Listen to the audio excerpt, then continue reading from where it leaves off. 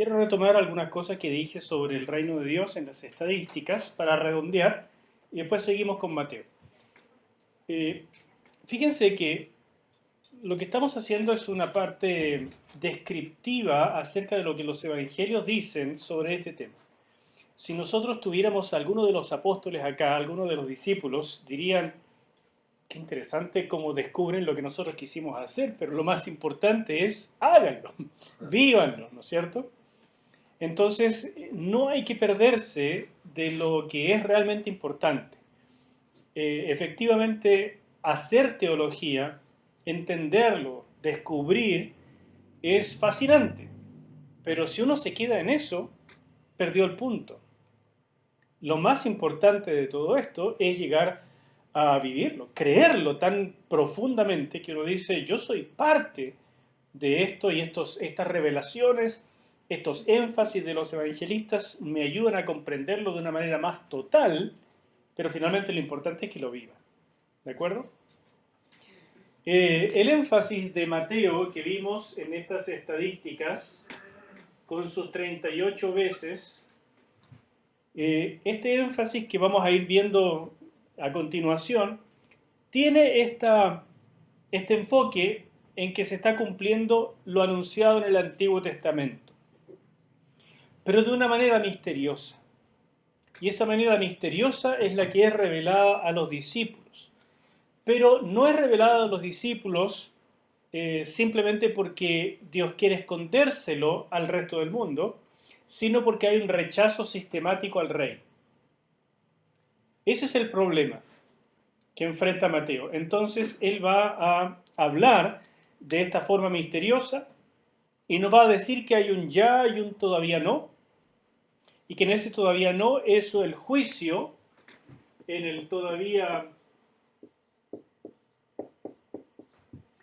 es el juicio muy al estilo del Antiguo Testamento, el que se relata en Mateo 23 hasta el 25. Y entonces termina con una comisión, diciendo a la gente, a los discípulos, dado que hay un ya y que ustedes entendieron la forma misteriosa del ya, tienen una tarea que hacer. Pero no olviden que viene un todavía no, y es el juicio que ustedes conocen del Antiguo Testamento. Marcos, en cambio, con sus solo 15 veces, solo en comparación, pero viendo la proporción del tamaño del Evangelio, es muy importante, tiene un énfasis muy parecido a Mateo, pero enfoca más el asunto de cumplimiento. Cumplimiento de los tiempos. No tanto del Antiguo Testamento, de lo profetizado, del devenir de la historia, según lo había dicho Dios por anticipado, sino más bien el tiempo se ha cumplido y enfoca entonces esta urgencia radical de involucrarse, de participar. ¿Se ve? Ese es Marcos, urgente, inmediato. Lucas y Hechos, que creo que es la exposición más completa del tema, con sus 39 veces que se menciona, pero que a pesar de que tenemos estadísticas y números, el énfasis, la manera en que esto se explica también es lo que le da la importancia. Claramente en Lucas se ve que el reino está, pero todavía no. Entonces este énfasis del ya, pero todavía no,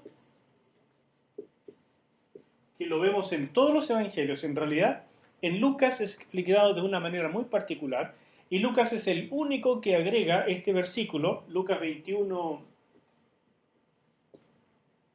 24, donde nos dice que todo esto es necesario, el ya, hasta que se cumplan los tiempos de los gentiles. Y esto es un énfasis bien particular. Lucas va a explicar el Evangelio más hacia los gentiles, pero al mismo tiempo sabe que ellos van a tomar un control sobre la historia del mundo y sobre Israel, que no es lo que Dios quiso. es este tiempo de los gentiles al estilo, podríamos decir, de lo que Juan ve en el Apocalipsis, pero de otra manera, al estilo Lucas. Y él concluye con este famoso pasaje, hasta que se cumplan los tiempos de los gentiles. Pero este ya, a pesar de que está marcado por esto, también está marcado por la presencia del Espíritu Santo, que fue tan importante desde el nacimiento de Jesús y durante todo su ministerio, y que va a estar disponible para los discípulos, y de hecho es derramado en Pentecostés. Entonces, al unir estos dos, tenemos la enseñanza completa, la visión de Lucas. Lucas nos dice, hay un todavía no, que ocurre después de que se cumpla una época no fácil, el tiempo de los gentiles, pero es una época brillante al mismo tiempo, porque se puede vivir, desarrollar en el poder del Espíritu Santo. ¿Se fijan? Así es que eso llega a ser sumamente importante. Y en cambio, Juan nos dice simplemente que hay un énfasis, según él, ¿verdad? ¿Dónde me pongo? Por acá, Juan, énfasis en la vida eterna. Eso es para Juan entrar al reino. Entonces Juan es el que nos va a decir, el Señor se encarnó, pero al mismo tiempo que vimos su gloria, ¿no es cierto? Él es el Cordero de Dios que quita el pecado del mundo. Y después nos va diciendo a través de las señales, Él es el Mesías, en esta forma tan obvia para los discípulos, pero que el mundo no capta, y que nos va diciendo también, en el famoso discurso de despedida, yo voy a preparar lugar para ustedes, para que estén conmigo, en la vida eterna, en la eternidad, ¿no es cierto? Y ustedes saben el camino. No, Señor, no sabemos el camino, por favor, muéstranos. Yo soy el camino, y la verdad, y la vida. Entonces Jesús se enfoca en esto. Hay una vida eterna, hay un más allá. Yo soy el camino, y ustedes pueden empezar a vivir el más allá desde ahora. Y eso ocurrirá cuando yo me vaya, dice el Señor. Y a ustedes les conviene que yo me vaya, porque si yo no me fuera, no vendría el otro Paracleto, el Espíritu Santo. Y cuando venga el Paracleto, es el Padre y yo que haremos morada en ustedes. Entonces la forma en que describe el ya del reino en Juan es muy en función de el cielo, la vida eterna, se ha acercado y se puede comenzar a vivir desde ya. Pero nos espera una vida eterna. Entonces, como que él hablara de el ya y el todavía no en el cielo. No tanto este todavía no del reino que irrumpe en poder cataclísmicamente al estilo antiguo testamentario que sí enfocan los sinópticos. ¿Se ve? Entonces esas son algunas diferencias re importantes. Y después viene Mateo, ahora uno por uno, quiero verlo, el tema del reino de Dios, y ya estuvimos hablando un poco de este énfasis en el discurso 1 y 2, donde nos quiere mostrar quién es Jesús. Y lo que nos dice es, Jesús es el rey, pero hay un gran problema. El rey es rechazado. Entonces, primero nos muestra la calidad de rey que es. Capítulos 5 al 7 trae ley y supera la ley, porque usa la ley de Moisés que dice, está bien, no será quebrantada, pero oísteis que fue dicho, más yo os digo. Entonces él es mayor que Moisés, supera la ley, trae una nueva ley para esta época.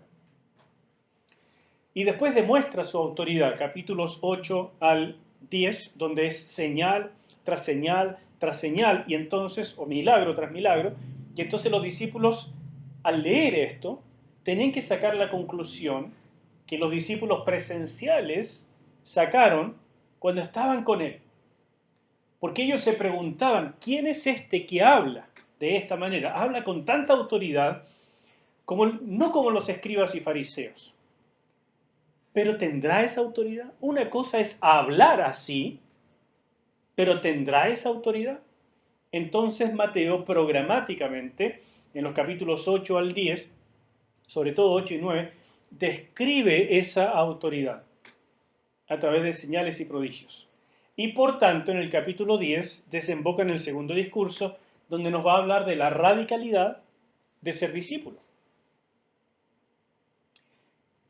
Pero aún así, aunque los discípulos están captando, algunos están diciendo que sí, otros lo están dejando, muchos todavía están rechazando. Entonces, el problema es el rechazo del rey. Y este rechazo se aprecia en su forma más grosera en la blasfemia contra el Espíritu Santo. Ahora, la blasfemia contra el Espíritu es mencionada por Marcos también, pero Mateo lo usa diferente. Mateo lo usa como un pivote en su narrativa. Pivote significa, no sé si ustedes han visto en básquetbol lo que es un pivote. Un pivote es una persona que generalmente es muy alta en básquetbol, y entonces él es como que él queda en el centro en la defensa y queda en el centro en el ataque, porque es en torno al que gira la cosa. ¿Entienden? Es como que el que está tan arriba que es cosa de tirar la pelota y él la va a agarrar.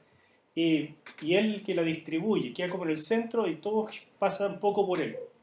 ¿De acuerdo? No es el armador, pero es el pivote, es como el palo grande, el palo firme. Entonces en teología se habla también de esto. Cuando un tema es tan importante que el evangelista lo usa como un punto de inflexión, como un punto de quiebre en la narrativa, porque va a decir algo muy importante. Entonces, aunque se menciona en otras partes, Mateo lo usa así. En el capítulo 9 es la primera vez que nos habla de la blasfemia contra el Espíritu. 9:34. Dice, pero los fariseos decían, por el príncipe de los demonios, echa fuera los demonios. Y a veces uno pasa por alto esta expresión porque es tan potente la del capítulo 12 que esto como que pasa piola. Pero hay que tomarlo en cuenta porque aquí comienza. Entonces aquí comienza un programa en Mateo. Porque inmediatamente después de la blasfemia, ustedes ven el siguiente tema que se toca, si están con la Biblia abierta en el capítulo 9, inmediatamente después de lo que han dicho los fariseos, Jesús dice, la mies es mucha y los obreros pocos. Oren para que vengan obreros. Pues yo tengo compasión de la mies, pero ustedes tienen que tenerla también. ¿Entienden? Él ve las ciudades y tiene compasión, pero los discípulos van a hacerlo porque les empieza a anunciar. Ya vino una blasfemia contra el Espíritu y esto es muy grave. Entonces yo no voy a poder quedarme. Ustedes van a tener que encargarse. No es casualidad que inmediatamente después de esta blasfemia, Jesús hable de la mies. Ustedes van a ser los pastores, pero tienen que tener el corazón que yo tengo para las ovejas. Y por eso comienza el capítulo 10, donde precisamente el discurso es acerca de la radicalidad del discipulado. Pero, aún así, comienza a haber rechazo. Y llegamos al capítulo 12, donde Jesús ha continuado su obra mesiánica, ha continuado el ministerio. Pero en el capítulo 12, versículo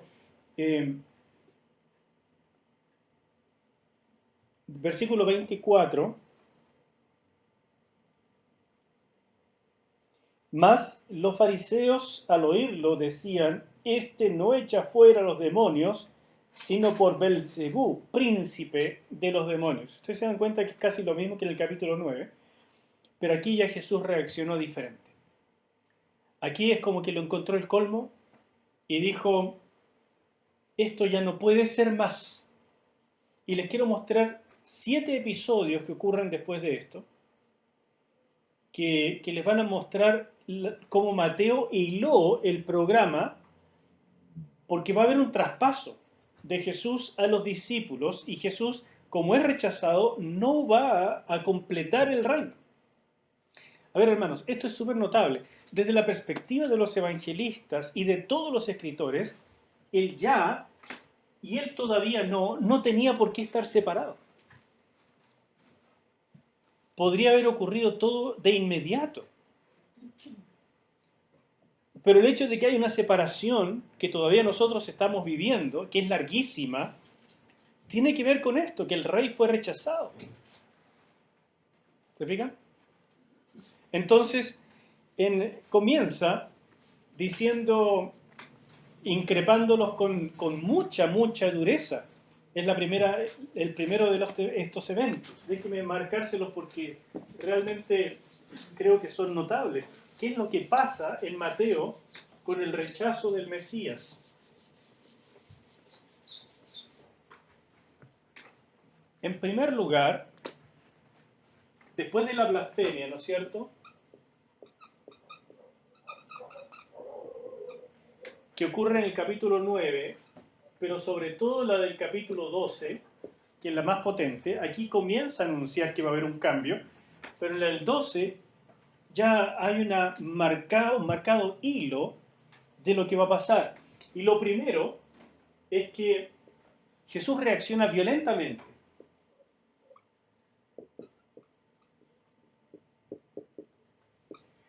Y en el capítulo 12, versículo 34, los llama generación de víboras. Él se refiere a estas personas que lo están llamando a él hijo de Belcebú prácticamente, que le están diciendo que es lo que significa realmente la blasfemia, que el Espíritu Santo que él tiene, por el cual él hace las obras milagrosas, no es otro que un espíritu demoníaco. Entonces lo que están haciendo es esta igualdad. Espíritu Santo es igual demonio o Satanás. Y esa igualdad es lo que Jesús no permite.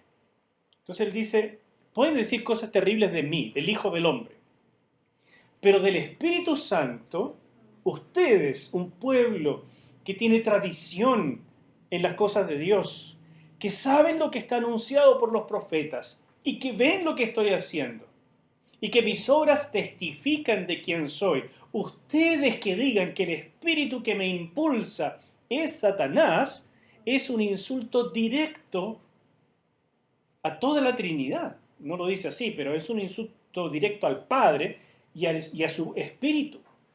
Esto no les será perdonado a esta generación. Entonces comienza esta reacción. En primer lugar les dice, ustedes son una generación de víboras. En segundo lugar,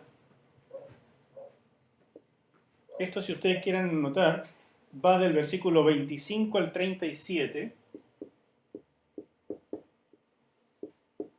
La segunda reacción es el tema de la señal.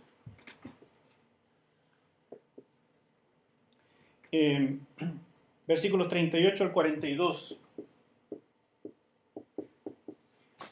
Vienen los fariseos y tan patudos le dicen, queremos ver señal. Y Mateo está hilando esto, ¿no? Entonces no es casualidad que pongan los eventos en este orden. Dice, señal no les será dada, córtenla. Les he mostrado de todo y ustedes dicen que el espíritu con que hago las cosas es del diablo, porque he hecho fuera demonios. ¿Qué se han creído? Señal no les será dada, sino la señal de Jonás, ¿no es cierto? Que pasó 3 días y 3 noches. O sea, está hablando de la muerte y la resurrección. Esa será la señal final para ustedes. Yo voy a seguir trabajando con mis discípulos. Eso es lo que va a pasar. Y por eso nos va encaminando hasta el capítulo 16, donde Jesús literalmente se da vuelta y trabaja con los discípulos y a la demás gente la deja afuera. Entonces, les habla de que va a venir para ellos juicio y condenación.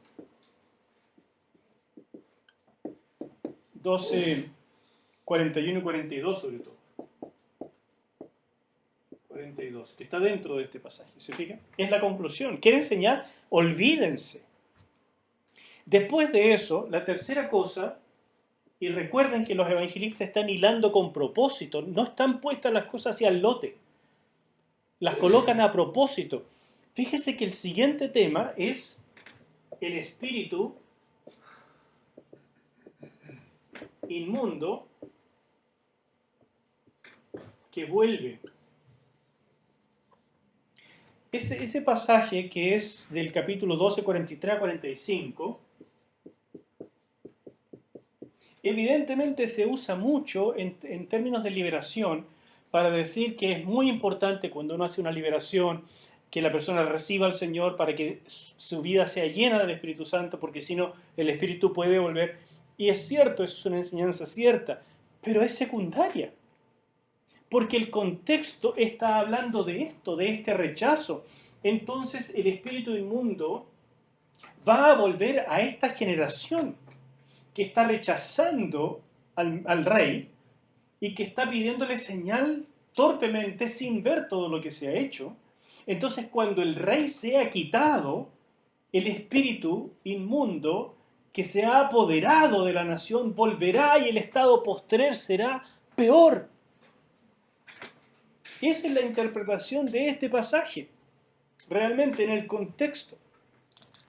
Y entonces, para rematar esto, cuarto evento, en el capítulo 12, 46 hasta el 50,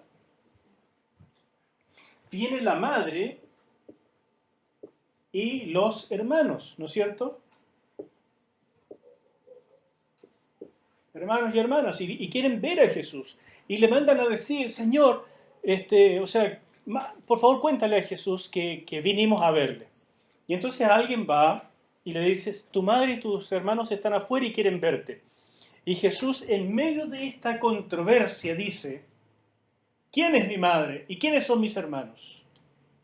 Los que hacen la voluntad de mi Padre, los que entran al reino, los que toman el discipulado, los que ven las señales y las entienden y las creen. Porque los demás están afuera. Los demás, aunque sea mi madre y mis hermanos, aunque sean parientes, si no entienden, son de esta generación que ha sido influida por espíritus inmundos y que vendrá a ser peor cuando yo me vaya. Entonces, el pasaje de la madre y los hermanos se podría interpretar de la radicalidad del ministerio de Jesús o como ustedes lo quieran ver, pero en el contexto es este hilo de pensamiento. ¿Ustedes creen que alguien puede entrar al reino de Dios por ser hijo de Abraham? Es otra forma de decirlo. No es porque sea madre, padre, tío, amigo, no es por pituto. Hay que tomar un discipulado radical, ya se los dije antes. Y ustedes están blasfemando contra el Espíritu, no ven las señales, no ven lo que hago. Entonces, Jesús remata, quinto evento, con las parábolas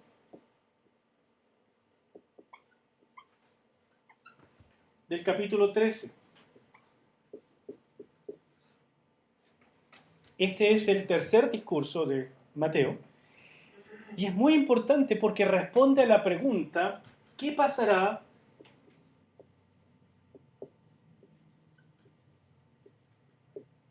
con el reino?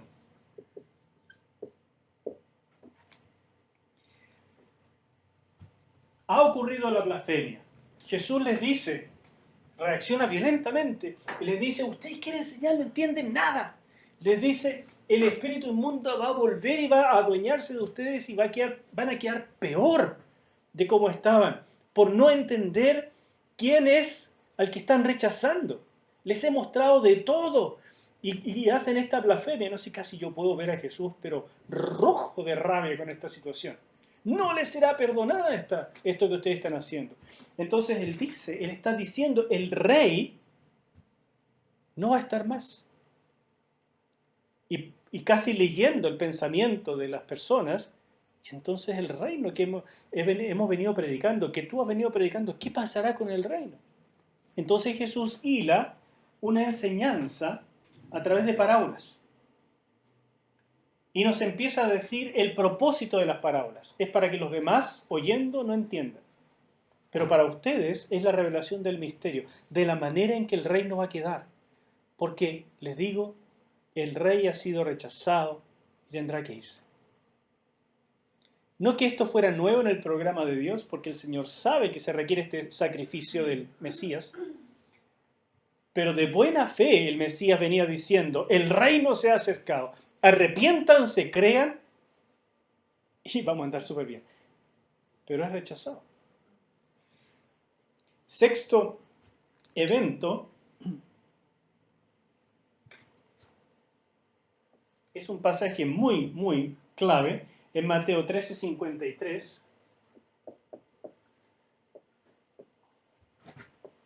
Se fue. Fíjese lo que dice Mateo 13:53. Aconteció que cuando terminó Jesús estas parábolas, se fue de allí. Y uno lee este versículo como si fuera cualquier cosa, pero con este hilo no es cualquier cosa. En este ambiente Jesús colocó las parábolas y después que terminó las parábolas dice, hasta luego con ustedes. Se fue de allí. Y llega, dice en el versículo 57, todavía había gente que se escandalizaban de él, y Jesús dice, no hay profeta sin honra sino en su propia tierra, porque después de irse de ahí, él va a su propia tierra y sigue intentándolo, pero dice, y se escandalizaban de él. Entonces, ya abrumado Jesús de esta situación, da esta sentencia, no hay profeta sin honra sino en su propia tierra y en su casa. Yo creo que estaba súper choreado el Señor, realmente. Y va aumentando el énfasis en el círculo interior, en el círculo más cercano, hasta llegar a Mateo 16, versículo 21, donde aparece el segundo desde entonces que tenemos el Evangelio de Mateo, y desde aquí Jesús ya se dedica a los discípulos exclusivamente. Y los encuentros con personas de afuera son incidentales. Entonces, Mateo está dándonos una visión de cómo él percibió el trabajo del Señor, cómo él, de buena fe, con tantas ganas y con tantas pruebas, mostró quién era, pero sistemáticamente fue rechazado. En el capítulo 9 casi pasó por alto el primer rechazo, pero les advirtió, esto no va a andar bien, ustedes se van a tener que encargar. Y continúa el trabajo, pero cuando viene la blasfemia en el capítulo 12, Mateo capta, aquí hay un hilo donde el Mesías se vuelve hacia nosotros y después de esto ya casi no trabajamos con la gente. Él se dedicó a nosotros. Desde entonces ya no les predicó más, porque habían blasfemado contra el Espíritu Santo. ¿Me entienden? Este hilo es tan importante que finalmente Mateo dice el rechazo más brutal, absoluto, no fue ni siquiera la cruz, sino el momento antes de la cruz. Mateo 27, 23 al 25. Y el gobernador, o sea, Pilato, les dijo, pues qué mal ha hecho. Pero ellos gritaban aún más diciendo, sea crucificado. Viendo Pilato que no adelantaba, sino que se hacía más alboroto, tomó agua y se lavó las manos delante del pueblo, diciendo, inocente soy yo de la sangre de este justo, allá vosotros. Y respondiendo todo el pueblo, este es un versículo único de Mateo, nadie más lo pone. Dice, su sangre sea sobre nosotros y sobre nuestros hijos. Esta es una automaldición. Y esto es la escoba misma. Capítulo 12 anuncia, va a haber un cambio, porque esto no le será perdonado a esta generación. Aquí está el hilo del cambio, hasta llegar al punto número 7 y final, ¿Qué es propiamente la cruz? La cruz. Pero la cruz, y Mateo lo dice así, de una manera tan horrenda que el pueblo se automaldice, diciendo, la sangre de este sea sobre nosotros y sobre nuestros hijos.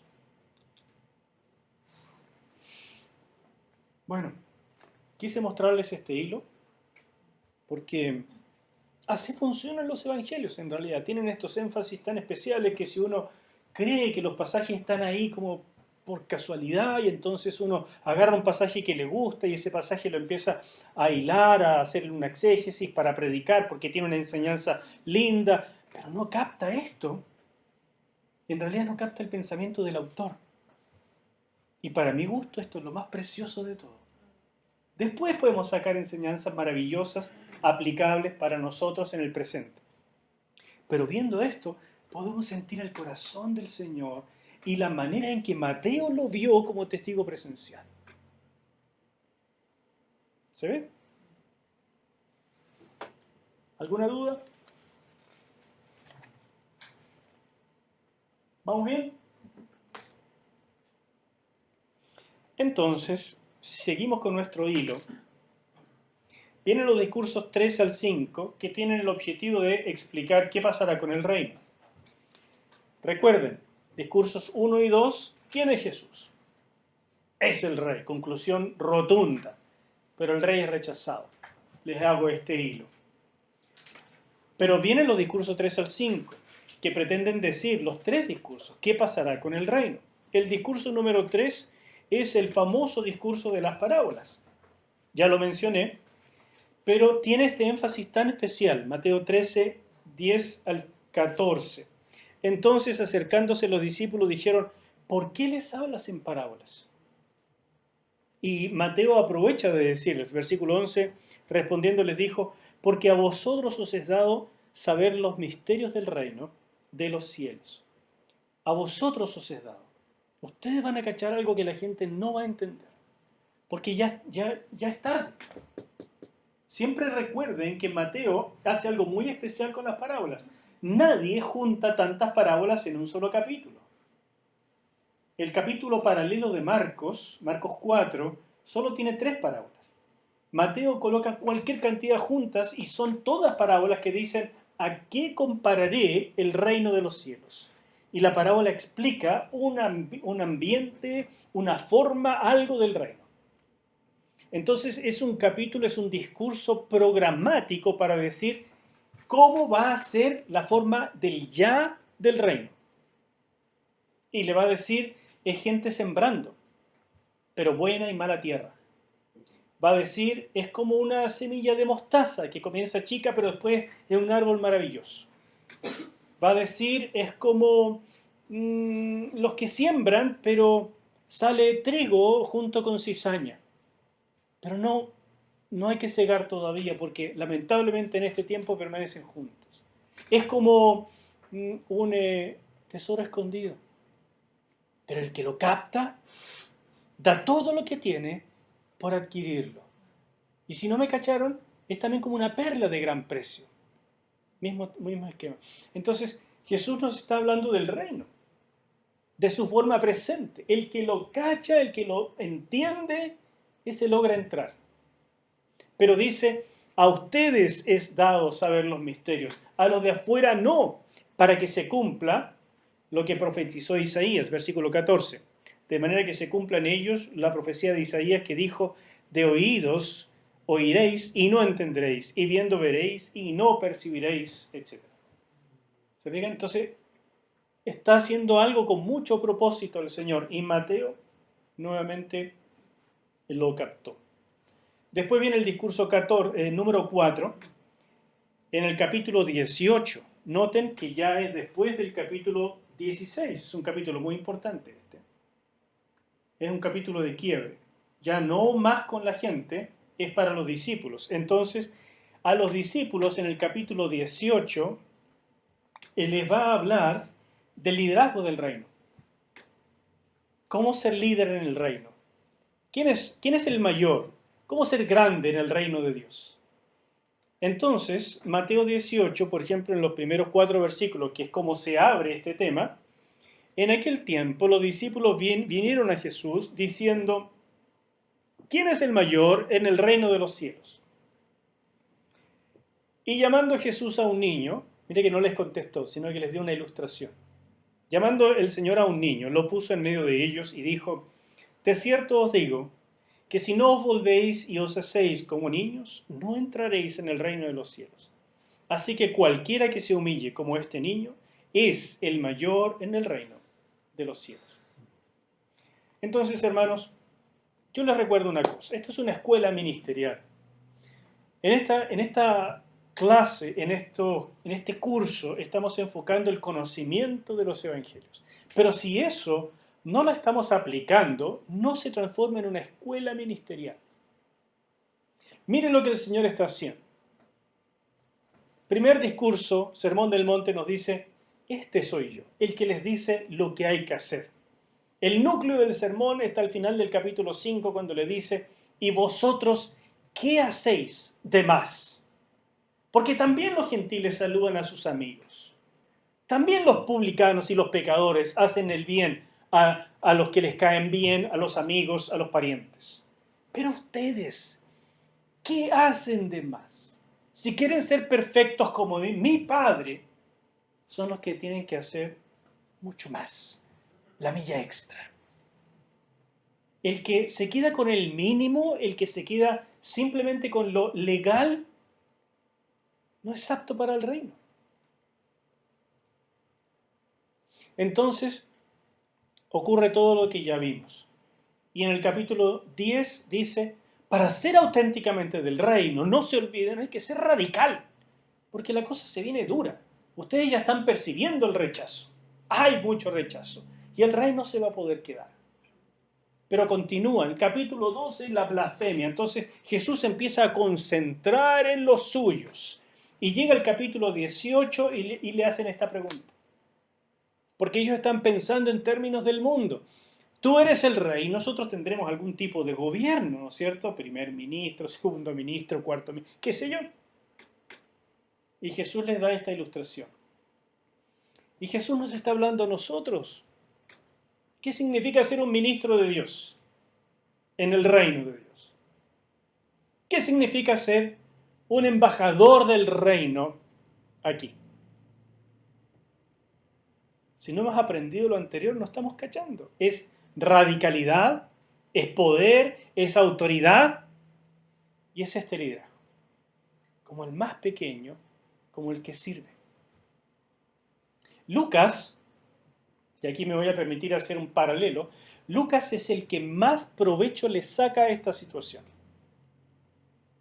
Porque Lucas espera hasta el capítulo 22, en la última cena, y en ese momento, mientras Jesús les está hablando a los discípulos de que al día siguiente va a ser encarcelado, va a ser escupido, va a ser azotado y crucificado, en ese momento los bandidos están discutiendo quién de ellos será el mayor en el reino.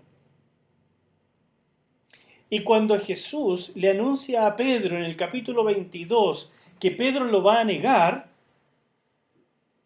Jesús antes de eso, solo Lucas lo nota, le dice, Pedro, el diablo os ha pedido para zarandearos. E inmediatamente después dice, pero yo he orado por ti para que tu fe no falte. Una vez vuelto, levanta a tus hermanos. Y con eso quiere decir, el diablo pidió un permiso y el permiso le fue otorgado. Porque una vez que vuelvas de esta prueba, y yo estoy orando por tu fe porque vas a pasar por esta prueba, una vez vuelto, tú levanta a tus hermanos. Y entonces uno no termina de leer Lucas 22 si no se pregunta, ¿y por qué le dieron permiso al diablo? Y la respuesta obvia del contexto es por el orgullo de andar preguntando todavía en ese minuto quién va a ser el mayor en el reino. Entonces, cierro el paréntesis de Lucas y vuelvo a Mateo, donde Mateo lo toma como un discurso y él quiere programáticamente decirnos cómo es el liderazgo en el reino. Es de esta manera. Y hermanos queridos, si ustedes no entienden esto, y ustedes se enseñorean del pueblo de Dios, con fuerza, con autoridad, con gritos, con imposición, con jinetas, ustedes van a matar la gracia de Dios sobre ustedes. Porque así no se gobierna en el reino. No puedo decirles la cantidad de veces que personas han tratado de socavar de una manera u otra mi ministerio. Y me han dado ganas de patalear, de alegar, de golpear la mesa, de increpar, hasta de humillar. Y cada vez que se me empiezan a salir los humos, el Señor me recuerda este tipo de cosas y he optado por callar. Y cuando aprendo a callar, veo al Señor defendiéndome. Y cuando Él defiende, personas salen dañadas y yo he salido protegido.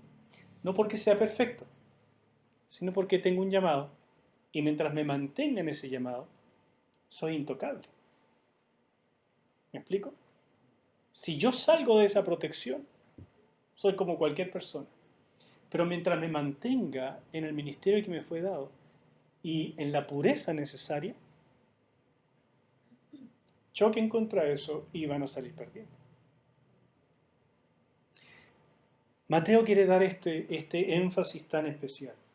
Y Mateo, además, recoge algo que los demás no recogen sobre el liderazgo.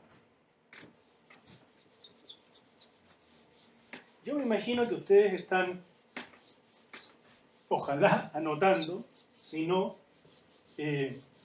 cuando vean estos videos con más calma, tal vez más de una vez, que es lo que yo haría si quiero aprender bien algo,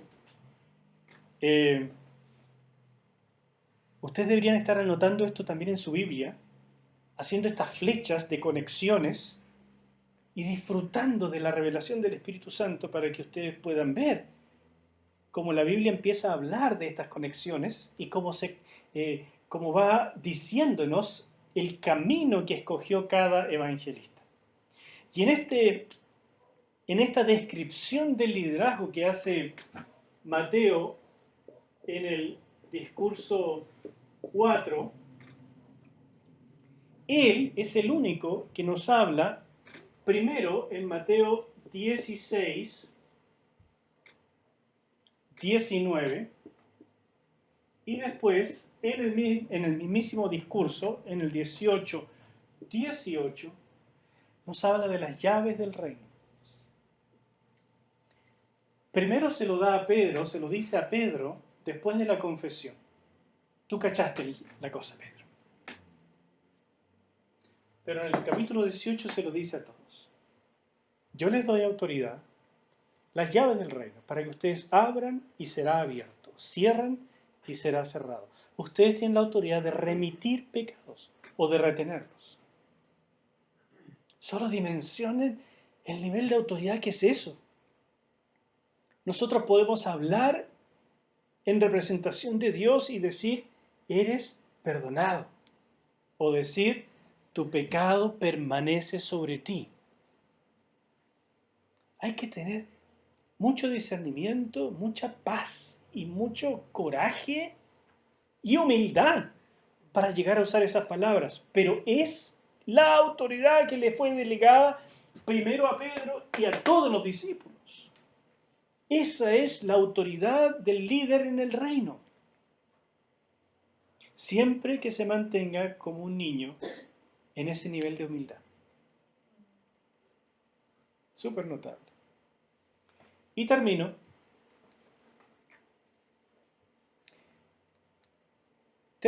con ¿qué pasará con el reino? Discurso número 5, donde habiendo acabado todo, dice Mateo, el juicio viene. Y viene en los términos más claros del Antiguo Testamento. Viene como lo habría dicho un profeta del Antiguo Testamento, Isaías, Jeremías o Ezequiel. Y tan es así que si uno compara Mateo 24 con Apocalipsis 6, veo un paralelo casi exacto en el orden. Apocalipsis 6 es la entrada al libro de Apocalipsis en la parte propiamente apocalíptica, o sea, el juicio. Y el capítulo 6 es prácticamente un resumen de todo lo que viene después. Y Mateo 24 sigue el mismo esquema. Es como del libro de un profeta del Antiguo Testamento. Entonces Mateo, en este estilo que él tiene, nos habla del todavía no, pero después de un juicio muy terrible, al punto que él dice, oren para que no les sorprenda en sábado, oren para que no les sorprenda en invierno, oren para que no estén embarazadas muchas mujeres, oren para que sea menos terrible, porque el juicio viene. Finalmente, mientras llega el juicio anunciado, los discípulos tienen una tarea que cumplir. Y esa tarea está en el último capítulo. ¿Ven el hilo? ¿No es cierto? La descripción de quién es el rey, pero el rey es rechazado. ¿Qué pasará con el reino?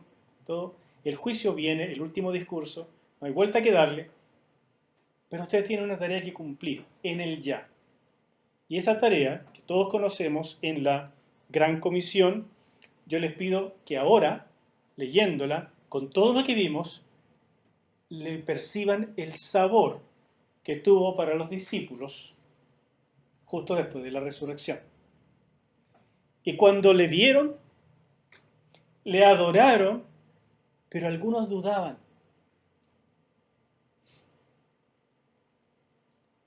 Mateo, igual que Marcos, nos da un cuadro bastante pobre de los discípulos. Todo lo que han visto y siguen dudando. Están viendo al Cristo resucitado y todavía hay dudas en su corazón. Y es un cuadro de nosotros, hermanos. ¿Hay alguno que tenga su fe completa? ¿Hay alguno aquí que no dude nada? ¿Hay alguno aquí un superhéroe de la fe? Este versículo, que yo nunca lo he escuchado predicado, es tal vez el más notable de la parte final de Mateo. Después de la resurrección, después de todo, Mateo dice, algunos dudaban. Y yo creo que Mateo dijo esto porque tal vez él no tenía dudas, pero se dio cuenta que algunos de sus condiscípulos estaban muy, muy intranquilos e inciertos de en qué acabaría todo esto. Pero después Jesús se acercó, les habló diciendo, toda potestad, todo el poder, todo lo que ustedes vieron y mucho más, porque aquí es toda potestad en los cielos y en la tierra me es dada.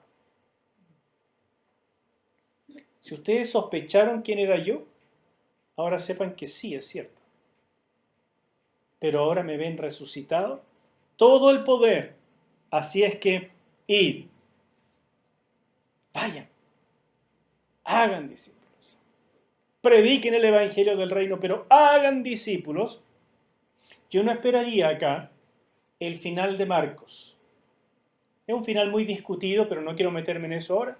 Pero es un final donde dice, vayan y ustedes donde impongan manos habrá sanidades y hablarán lenguas y echarán fuera demonios y todo eso. Mateo no dice eso.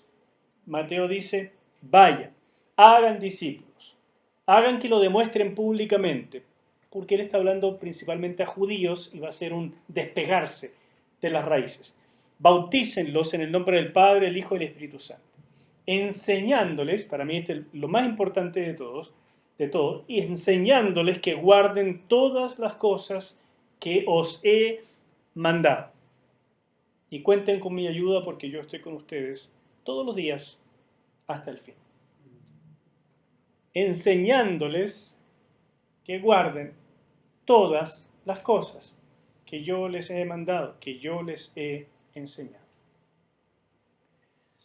Una iglesia que no se orienta a enseñar todas las cosas que sabemos de Jesús es una iglesia que le está robando a la gente. Una iglesia que no va haciendo discípulos a donde pueda ir, es una iglesia que no entiende que tiene las llaves del reino. Una iglesia que no entiende que el Señor tiene toda potestad en los cielos y en la tierra, va a permanecer en el versículo 17 dudando.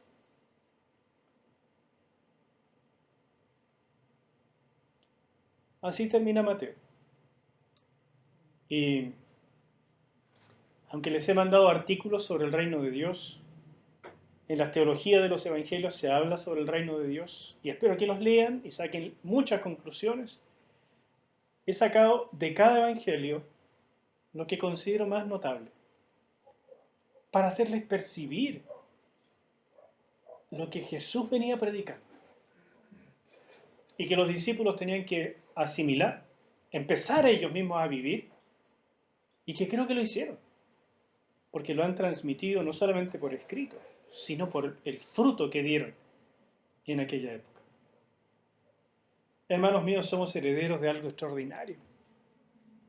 El Señor está con nosotros hasta el fin de los tiempos y tiene toda potestad en los cielos y en la tierra.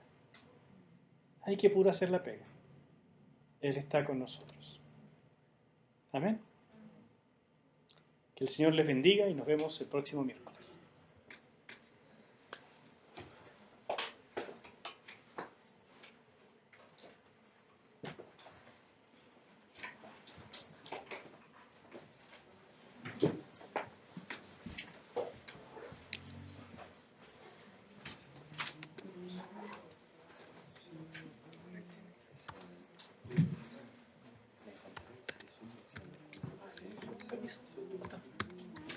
Nos vemos. Chao, pero... Chao.